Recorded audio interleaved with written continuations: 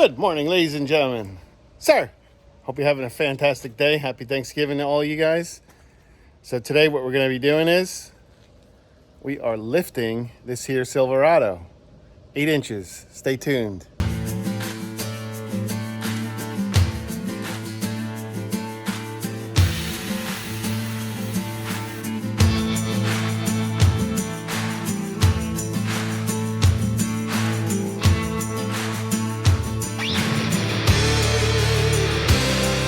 My apologies for these sunglasses.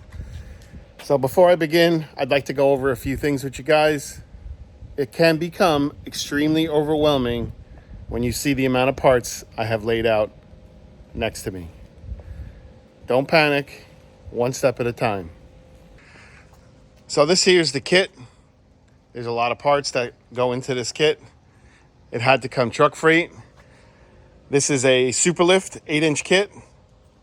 Coilovers with external reservoirs for the front. For the rear, he's got external reservoirs. So what I've done is I've laid everything out, made me a little table. That's the rear, his U-bolts, and his front setup. His spindles, his bridges, and all the hardware to go along with it. What I'm gonna do now is refresh myself. I'm gonna take a moment, review the instructions. I understand what's going on here with this picture as far as lifting the truck. You may not understand it. That's why it's important to take a moment now that everything's set up on the table and on the ground.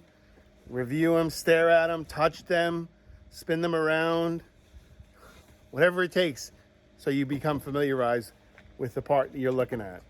Review your instructions and then proceed. I may joke around and fool around. Safety first. This is a 6,000 pound vehicle. If you're underneath this thing and this thing comes down off the jack stands, you're done. Don't fool around. If you don't have the proper tools to do it, go rent them, borrow them, buy them, hock some jewelry, do whatever you got to do, but get them proper tools because that will save your life.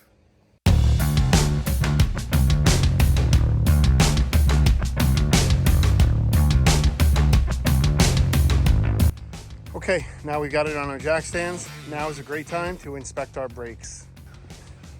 Essentially, everything here has to come apart. The coilover setup has to come out. Lower control arm has to come off. Your steering has to come off. This whole spindle, everything on here has to come off.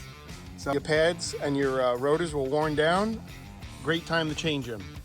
We are replacing my son's wheel bearings in his truck with AC Delcos.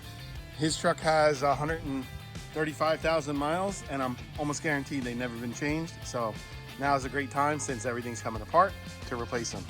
Our rear rotors look good. Seam worn again. Our front seems pretty clean. His pads look sort of okay. I would probably replace them. So, and again, now's the time to be looking at these kind of things. So, all right, let's get it apart. So we got our brake assembly off. The driver's side is no different than the passenger side. You're gonna have two 3/4 inch bolts that are gonna hold your caliper on. Then you're gonna have two 18 millimeter bolts that are gonna hold your brake shoe assembly on. So got these off, put it aside. Our caliper is loose, all the bracketry is off. We're gonna hang this from the frame to the side in just a second. A T30 to get this safety off, and then your rotor is going to come right off, like so. All right, gentlemen, you have three 15 millimeter bolts. 1, 2, and 3. It's going to hold our wheel bearing assembly, and now it's in our hand. So again, now is the time. If your truck has mileage, absolutely replace this. I opted to remove the inner fender, obviously access to your coilover. Only thing that's left is our sway bar, our upper A-arm ball joint, lower A-arm ball joint, and our tie rod. Once we have all that apart, before I split my tie rods, I want to take the tension off of the coilover assembly. So by doing that, I'm gonna split only the upper, and then once I pop the upper away from the spindle, everything will fall on the ground. That there was gonna be more tension on this, but you hear how it's moving. If there was tension on it, I wouldn't be able to do this. So now that our ball joint is separated, we're gonna remove it. Our control arm can now open up. Oh my God, jeez. And there we go. There it is. Now our sway bar assembly off. I'm pretty sure this is gonna be garbage because of the size of the spindle to replace it. Two 15/16 nuts. Got one here, got a little washer. You wanna save that. Pull the bolt out, the washer back on it. Put her aside. That's one. Got our little washer. Oh, you've got to be kidding me. So, you see, you gotta lower our sway bar so we can get this bolt out. Move that out of the way. And get our arm bolt out. Not too bad. Passenger spindle. Look at the difference. Man, them jokers are beefy. Minga. What a difference. Holy cow. All right, guys. We've got a two-wheel drive setup, obviously. There's no transfer case. Rear truss fits in nicey nice. It was a little tight on the passenger side. Just used a floor jack and just gingerly lifted it up. So now to put the front cross member in, or bridge or truss, whatever you want to call it, we've got to clean this out a little bit. So I'm going to grind in here, flatten this out, I'll square it up, and then I'll show you what it looks like once I'm done. I squared up the edge in here. Now I'm going to hit it with a little black. We did the other side, really easy. Just rode the angle grinder right inside of here, keep it nice and flat, and I squared up the hole. So yep, I got mine in all day. Oh yeah, all day. Went right up in like a glove. Just a little bit, all's it needed. Don't know if you can see inside here what I'm talking about, way in the back, but it took me all of 2 seconds. Gentlemen, our bridges are in. Our sway bar extension is bolted, tightened. Now we're at the point where we're ready to put our lower control arms on. That's disgusting. So we're gonna scuff these up, both sides, and hit them with some nice fresh black paint, and then bolt them in. Other thing is, our wheel bearing hub assemblies are in at O'Reilly's, so we got to pick them up. We're gonna get some brake cleaner and some brake spray, and we're gonna paint the back sides and the front sides of these dust shield.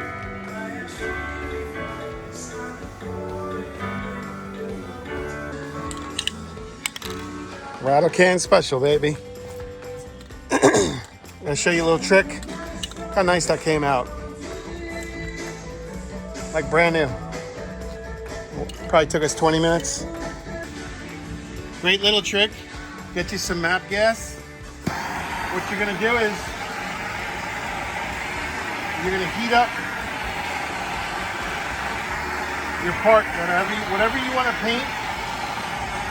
Come on this side, bud. Watch the moisture burn out of this. See that? Metal has pores in it. If there's any grease, anything left behind, this will get it right out. You warm up your steel or whatever you're painting. Once it's warm to the touch, you're good to go. You're gonna get to a point where you've got to assemble your spindle back together, and you're gonna go ahead and try and tighten your nut, and your nut's just gonna spin. Get you a rubber mallet, beat down on the top of it, get that taper pressed into the spindle, and it should lock itself in, and then you'll be okay to tighten it. Otherwise, it's just gonna spin and spin and spin all day long until it finally locks itself into it.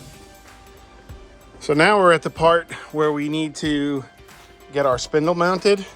It's a little bit of a pain in the ass because how heavy it is, so I'm gonna time lapse it and show you little tricks on how I get everything to jive with one another.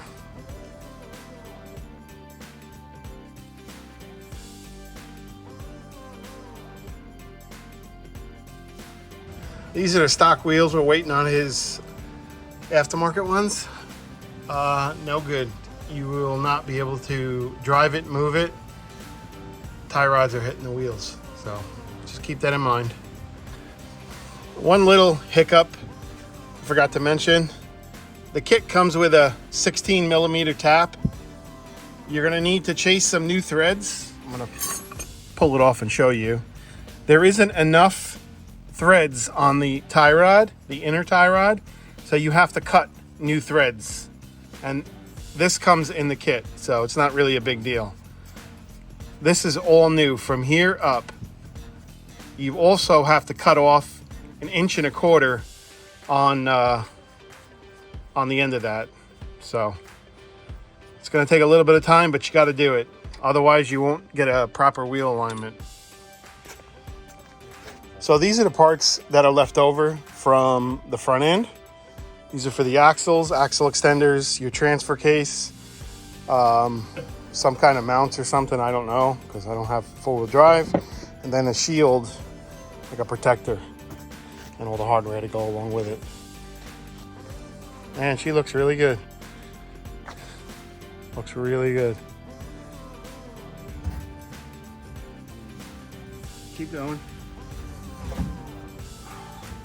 Hold it right there. I got it. Come off. This spacer is what creates your lift.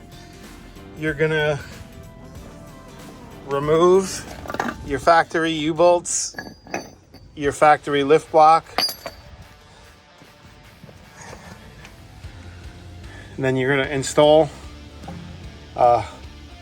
this prefab block. There's a hole that this bolt head sits into, and then there's a stud where it sits into on the rear. Obviously, you line them up. These get torqued to 150 foot-pounds. These get torqued to 70 foot-pounds. Your ABS lines, you're gonna have to pull off the chassis, pull these clips off, and then we'll secure it with some zip ties along the way. Shocks are a little tricky to get in because they were longer than expected. So we had to use a leverage system to compress it up because they're so damn thick. And that's about it, man. I'm gonna tidy up the emergency brake cables with the brackets, and then the vent line zip tie for the rear, and then your brake hanger will get a couple of holes drilled, and then the self tappers will pop right in, and that's gonna hold it in place, and you're done. So you've got these self tappers that come in the kit. You got to drill a 9/32 hole, and then these will automatically thread itself like this.